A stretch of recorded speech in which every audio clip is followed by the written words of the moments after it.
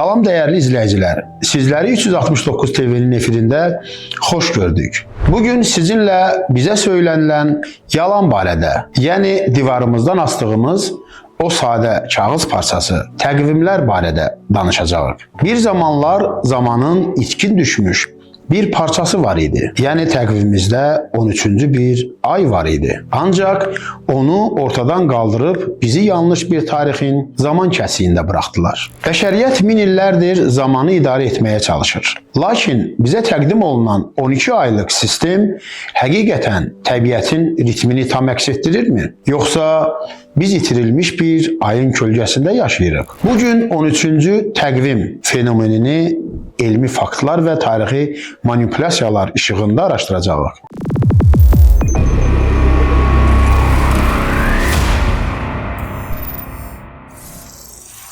Mövcud təqvimimiz əslində qarışıqlıqdan başqa bir şey deyil. Mart ayı savaş tanrısı Marsın adını daşıyır. İyul və Avqust ayları isə Julius və August Sezarın isimlərini daşıyır. Çünki hər biri adlarına bir ay olmasını istəmişdilər. Fəqət ən qorxulu olan qismi ayların sıralarının heç bir anlam ifadə etməməsidir.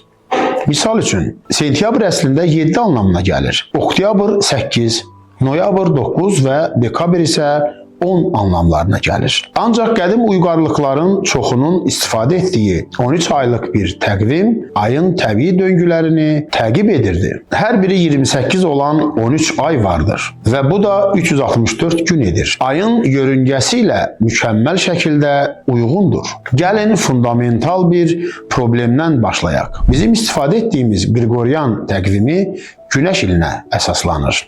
Bir günəş ili təxminən 365 gündür.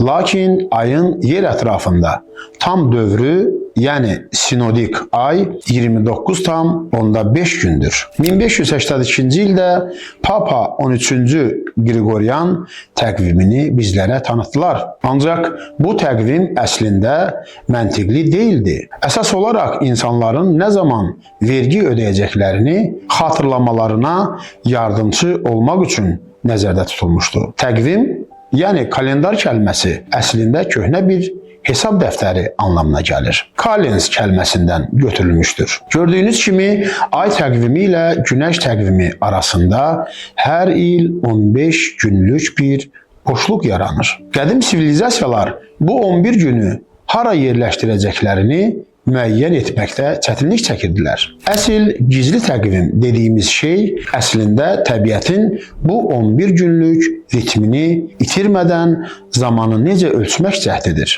Tarixə baxsaq 13-cü ayın heç də gizli olmadığını görərik.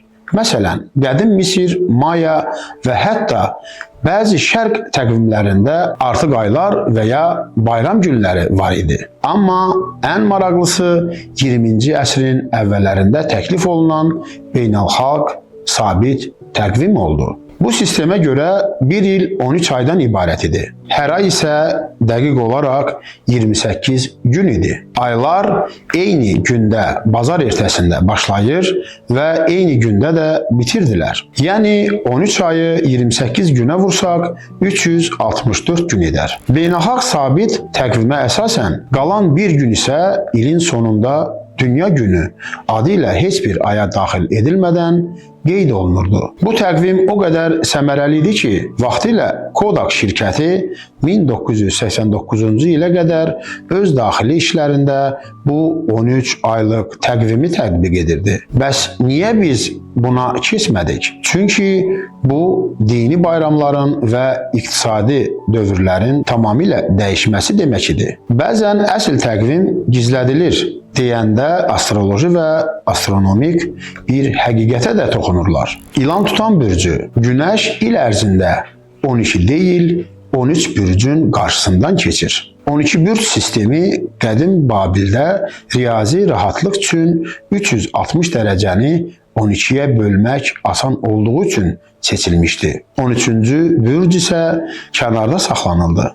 Bugün gökyüzünə elmi baxışla baxsaq, noyabrın sonu və dekabrın əvvəli Günəş məhz ilan tutan bürcündə olur. Bu zamanın və göy üzünün bizə diktə etdiyi, lakin bürokratik təqvimlərin rədd etdiyi 13-cü hissədir. Əziz izləyicilər, gördüyünüz kimi heç nə gizlədilmir, sadəcə standartlaşdırılır. Biz təbiətin xaotik və mürəkkəb ritmini 12 rəqəminə sığdırmağa məhkum edilmişik.